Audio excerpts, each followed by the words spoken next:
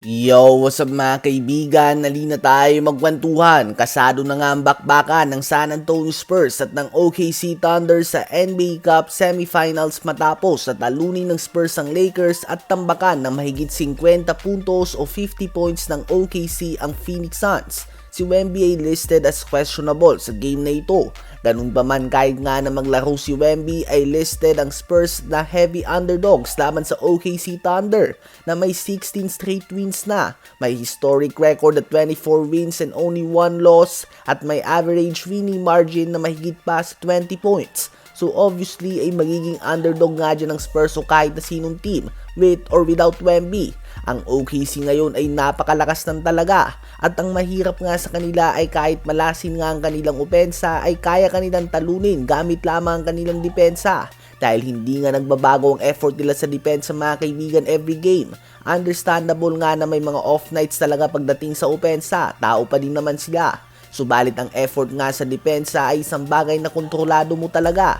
At gamit nga ang kanilang mahigpit na depensa ay nagagawa pa din nilang makapag-generate ng opensa dito na hindi mula sa mga set plays bagkus sa mga fast break plays na resulta ng mga turnovers na naipwersa ng kanilang suffocating defense. Si SGA nga ay bibihirang malasin. Very efficient nga siya ngayong season at nagagawa niya ang gusto niya sa depensa ng kabilang team at malaking dahilan nga ito sa success ng OKC sa ngayon.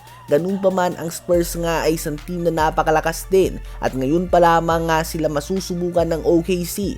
Si Dylan Harper, Stephen Castle at De'Aaron Fox ay 2 game pa lamang sila nagkasabay ngayong season at so far ay napakaganda nga ng kombinasyon nilang tatlo.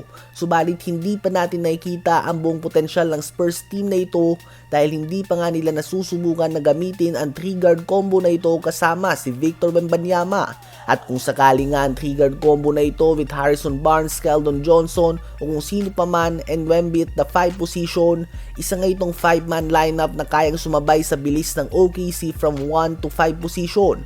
Subalit physical nga ang OKC mga kaibigan at sa ngayon ay hindi pa natin tiyak kung paano ba mag-respond ang Spurs team na ito sa suffocating, harassing and physical defense ng reigning champions. Madaming teams nga ang kayang sabayan ng opensa ng OKC, subalit pagdating sa depensa ay malaki ang pinagkaiba nila sa lahat dahil tila ba walang mahinang defender sa kanilang team. Kung ang goal mo nga laban sa OKC team na ito ay mag-matchup hunting o hanapin ng mismatch, naku, good luck nga kaibigan.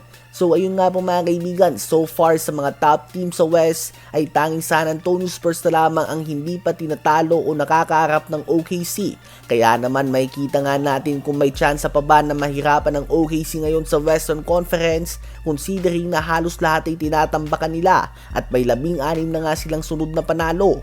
Ano ba masasabi nyo tungkol dito?